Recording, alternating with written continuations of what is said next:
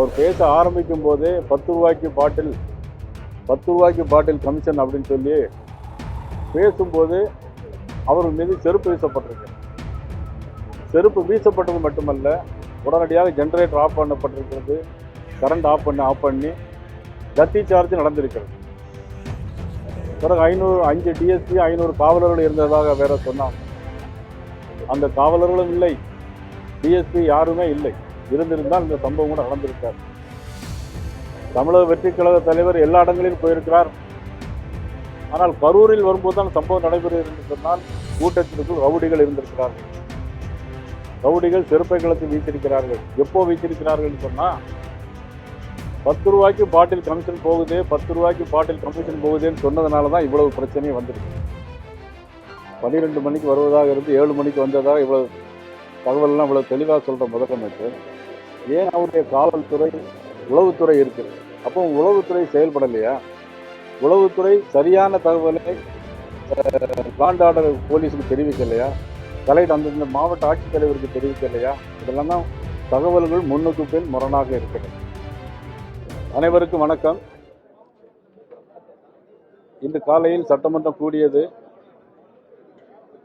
கேள்வி நேரம் முடிந்தவுடனே 0 ஓவரில் மாண்புமிகு முதலமைச்சர் அவர்கள் கரூர் சம்பவத்திற்கான விளக்கத்தை சொன்னார்கள். அதனுடைய சொன்னதுக்கு பிறகு ஒவ்வொரு கட்சி தலைவர் வாரியாக பேசும்போது கரூரில் சம்பவத்தில் என்னென்ன நடந்தது என்பதை நாங்கள் சுட்டிக்காட்டினோம்.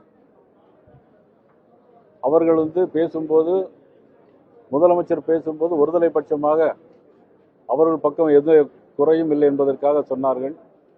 ஆனால் நடந்தது என்ன என்பதை நாங்கள் ஏற்கனவே பல தடவை மீடியாக்களிலும் ஊடகங்களில் சொல்லியிருந்தாலும் கூட இன்னைக்கு சட்டமன்றத்திலும் சொல்ல வேண்டிய ஒரு அவசியம் ஏற்பட்டது. காரணம், முதலமைச்சருடைய கூற்றுக்கு பதில் சொல்ல வேண்டிய ஒரு கட்டாயம் ஏற்பட்டது. அதனுடைய அடிப்படையில் தமிழக வெற்றி கழகத்தினுடைய தலைவர் கரூரில் வேலுசாமிபுரத்தில் பேசும்போது அவர் பேச ஆரம்பிக்கும் போதே 10 ரூபாய்க்கு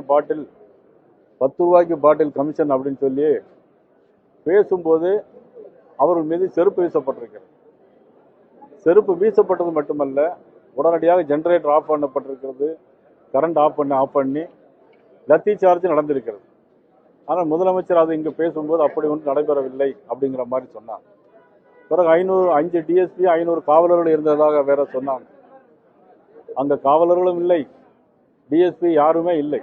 இருந்திருந்தால் இந்த சம்பவம் கூட நடந்திருக்காது.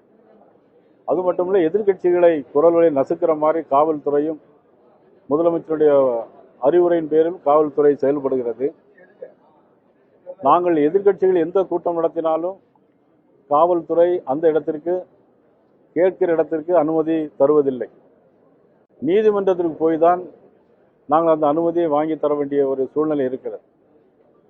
அது மட்டுமல்ல, தமிழக வெற்றி கழகம் கேட்ட இடம் கரூரில் உள்ள ரவுண்டானா பகுதியை கேட்டிருந்தார்கள்.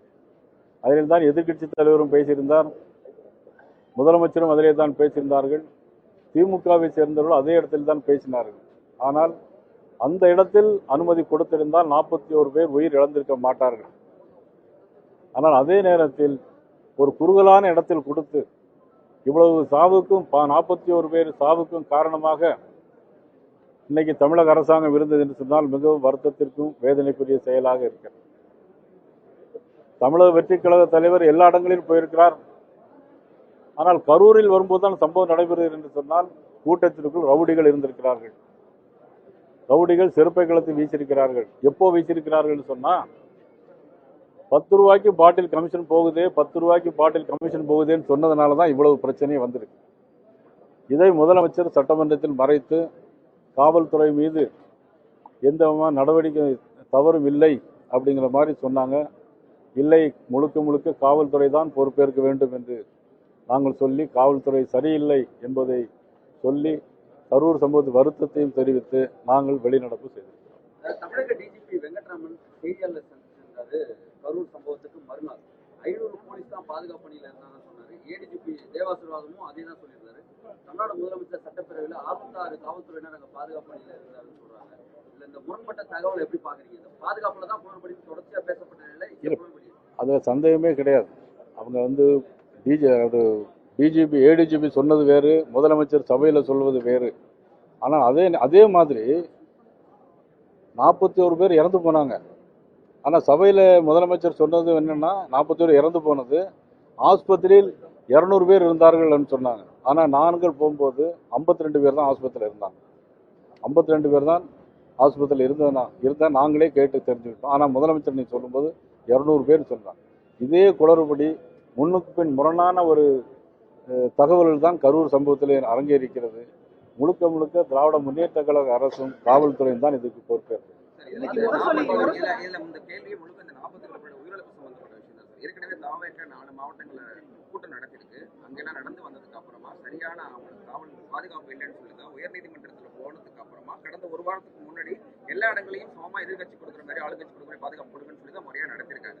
அப்படி இருக்கும் பொழுது எதிர்பார்த்த கூட்டத்தை விட அதிகமாக வரும் பொழுது மாவட்ட காவல்துறை அதிகாரிகிட்ட தான் அந்த அதிகாரம் இருக்கு, அந்த கூட்டத்தையே நிறுத்திருக்கலாம். அந்த மாதிரி ஒரு சூழல் நடந்தாம நடந்த விஷயத்தை இல்லை, அதில் உளவுத்துறை அவங்களுக்கு சரியான தகவல் கொடுத்து நிறுத்திருக்க வேண்டியது உளவுத்துறையினுடைய கவனக்குறைவு. உளவுத்துறை செயல்படவில்லை, காவல்துறை சரியாக செயல்படவில்லை. அவங்க நினைச்சாங்க யார் இறந்து போனால் என்னங்கிற மாதிரி தான் நினைச்சிட்டு இருந்தாங்களே தவிர மக்களுடைய நலனை கருதி தமிழக இன்றைய காவல்துறை இல்லை. கணக்குகளை மாற்றி மாற்றி சொல்றது குறிப்பா எப்படி பாக்குறீங்க? டிஜிபி சொல்றதையும் சிஎம் சொல்றதையும் இவங்க 500 போலீஸ் பாதுகாப்பு, அதே நேரத்துல கூடுதலா போலீஸ் அங்க இருந்தாங்கன்னா மக்கள் நிற்க முடியாதுன்னு டிஜிபி சொல்றாரு. ஆனா சிஎம் இன்னைக்கு 606 பேர் 91 பேர் வெளி மாவட்டத்தில் பாதுகாப்பு பலவற்றம் சொல்றாரு. அதாவது 12 மணிக்கு வருவதாக இருந்து 7 மணிக்கு வந்ததாக இவ்வளவு தகவல்லாம் இவ்வளவு தெளிவாக சொல்ற முதலமைச்சர், ஏன் அவருடைய காவல்துறை உளவுத்துறை இருக்கு, அப்போ உளவுத்துறை செயல்படலையா? உளவுத்துறை சரியான தகவலை லாண்ட் ஆர்டர் போலீஸுக்கு தெரிவிக்கலையா? அந்தந்த மாவட்ட ஆட்சித்தலைவருக்கு தெரிவிக்கலையா? இதெல்லாம் தான் தகவல்கள் முன்னுக்கு பின் முரணாக இருக்கிறது.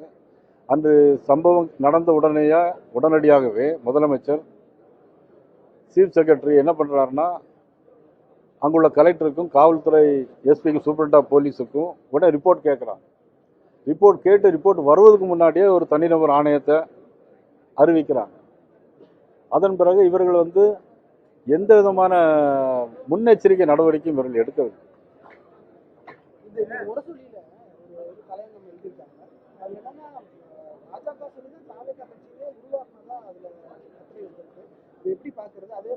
இன்னைக்கு சட்டமன்றத்தில் கூட பேசினேன், கூட்டணிக்காம நீங்க பேசுறீங்க அப்படின்னு சொல்லி சொன்னாங்க. இதில் தமிழக வெற்றி கழகம் என்பதற்காக அல்ல, இறந்து போன 41 உயிர்கள் பாதுகாக்கப்பட வேண்டும் என்பதற்காக நாங்கள் பேசணும். தவிர இந்த கூட்டணி எங்களுக்கு இல்லை. இன்னும் சொல்ல போனால் அவர்கள் கூட்டணி ரொம்ப ஸ்ட்ராங்காக இருக்குன்னு நினைச்சிட்டு இருக்கிறாங்க. 2011 இதே மாதிரி தான் வலுவான கூட்டணியாக வச்சிருந்தாங்க. விடுதலை சிறுத்தைகள், திமுக, காங்கிரஸ் எல்லா கட்சிகளும் வச்சு சேர்த்துனாங்க. ஆனால் மக்கள் மனமாற்றம் ஏற்பட்டது, ஆட்சி மாற்றம் வந்தது 2011. அதே மாதிரி ஆட்சி மாற்றம் நிச்சயமாக வரும். இந்த சூழல்ல இந்த சிபிஐ என்கொயரியில இது முழுக்கமான விஷயம் வரும் நம்புறீங்களா? நிச்சயமா எதிர்பார்த்த மாதிரியான ஒரு முடிவு வரும். நிச்சயமா சிபிஐ விசாரணை முடிவுல ஒரு நல்ல தெளிவான ஒரு முடிவு கிடைக்கும் நமக்கு. உச்சநீதிமன்றம் அமைச்ச ஓய்வு பெற்ற நீதிபதியோட அந்த கமிட்டியில 2 ஐஏஎஸ் அதிகாரிகள் வெளி மாநிலத்தை சார்ந்தவர்கள் தமிழர்கள் இல்ல, அதனால தமிழ்நாடு அரசு உச்சநீதிமன்றத்தை அணுகும் முதலமைச்சர் பேசியிருக்காரு. எப்படி பாக்குறீங்க? இவங்க என்னைக்கு தான் இந்த தமிழ் இல்லைன்னு சொல்லி நல்லவர்கள் நியாயமானவர்கள் தான் பார்க்கணுமே தவிர இதுல நீதிபதி அப்போ தமிழ்நாட்டு வரவுடைய நீதிபதி பூரா தமிழ் நீதிபதியை தானே போட வேண்டியிருக்கும். முதலமைச்சர் அதெல்லாம் கேட்கலாம் நீங்க.